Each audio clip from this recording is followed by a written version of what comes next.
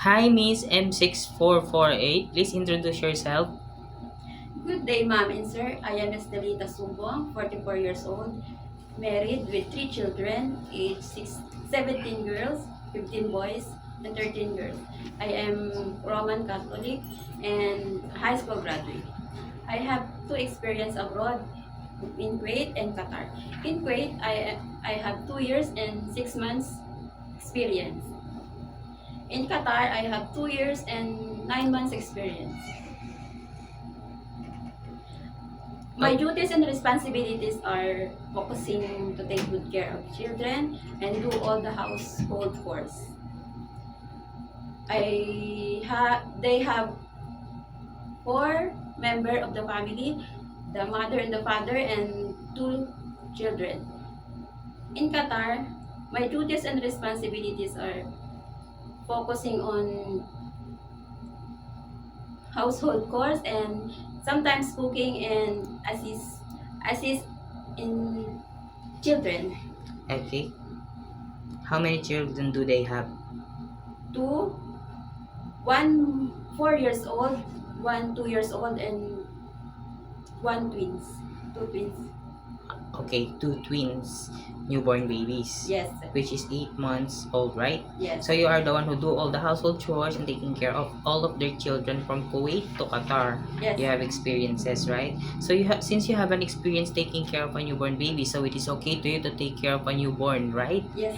And you know how to handle a newborn baby. Yes. Okay, if the baby is crying, what will you do? First, I check if the diaper is full, and if he or she is hungry, I will feed her or him, and check check temperature and Okay, and if the baby won't stop to cry after you did all of your best, what will you do? call the parents for their attention.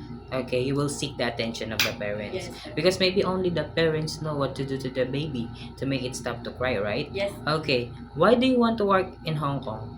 First, Hong Kong is the safest place and with higher salary. Okay, and how long do you want to work in Hong Kong? It depends on the employer if they want me to stay. So it is okay to you to extended your contract? Yes, sir.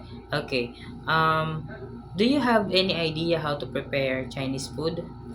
No, but I'm willing to learn. And how will you learn to cook? By watching YouTube and reading books. Reading books.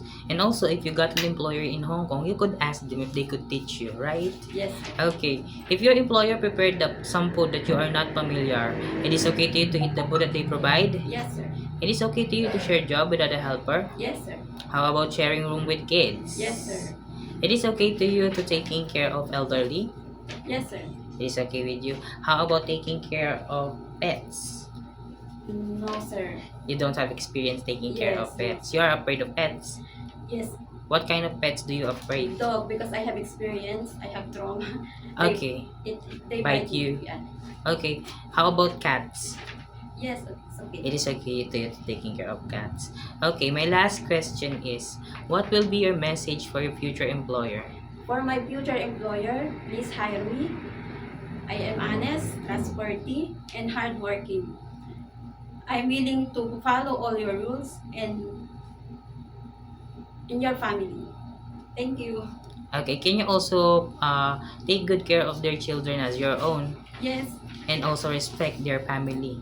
Yes, sir. Okay, thank you so much, Miss Estelita. Thank you. Thank you, sir. Okay.